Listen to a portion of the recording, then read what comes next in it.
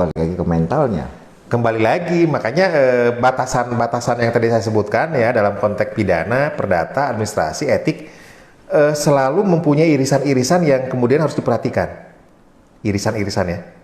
Apa aja tuh? Ya irisan-irisannya misalkan katakanlah misalkan sebetulnya yang dipergunakan oleh orang tersebut kita sudah pastikan palsu. KTP-nya ternyata editan. Ya misalkan tadi yang contoh keterangan waris gitu ya. Warisnya ternyata 3. Iya. Itu irisan gitu ya. Jadi jangan kemudian kita berpikir bahwa itu adalah tanggung jawab klien, administrasi. Oke. Itu bisa administrasi nyangkut. kok. Ya kita tahu kok. Karena tahu maka jadilah pidana. Iya. Irisan yang kedua? Nah, misalkan dengan konteks perdata gitu ya. Dalam konteks perdata itu bisa saja kemudian katakanlah aktenya sederhana, sewa menyewa gitu ya.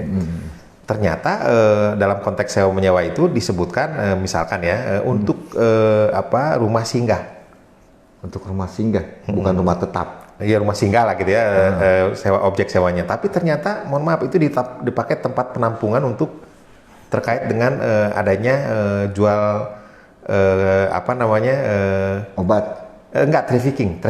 Oh, trafficking. Ya, jual beli orang gitu ya. Human trafficking. Oh, TKW. Ya, padahal berkirim ke sana untuk di tempat apa gitu ya. Dan notaris tahu. Nah, itu pasti kena. Makanya kan akan dikejar. Kalau misalnya tempat singgah tapi dipakai buat jualan di online, barang misalnya.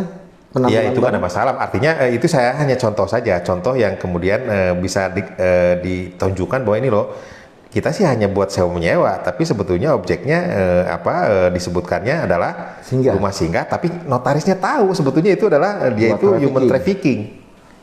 Nah, itu pasti melanggar. Ya. Itu melanggar. Nah, itu saya contohkan hal-hal yang konkret gitu, artinya yang gampang untuk di.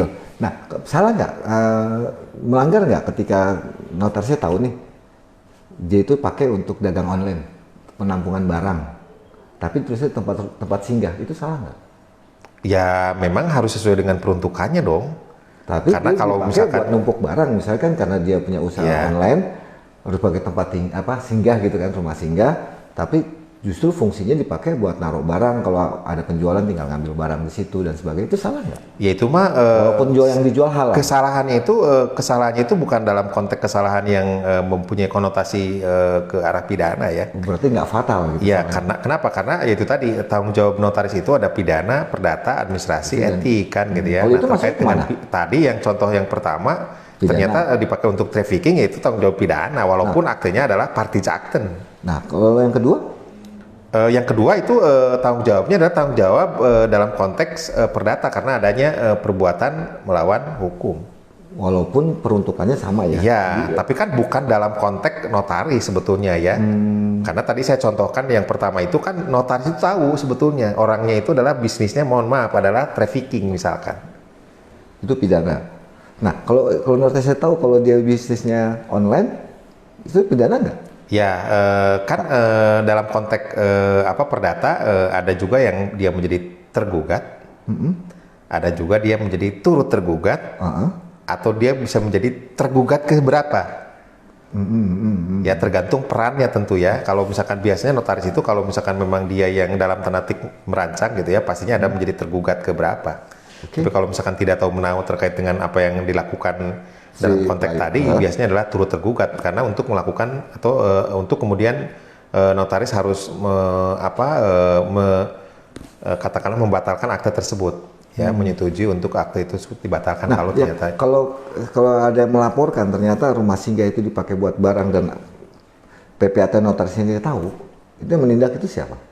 Ya kalau pihaknya kan karena yang namanya perjanjian sewa menyewa itu kan tentu berkaitan dengan pihak.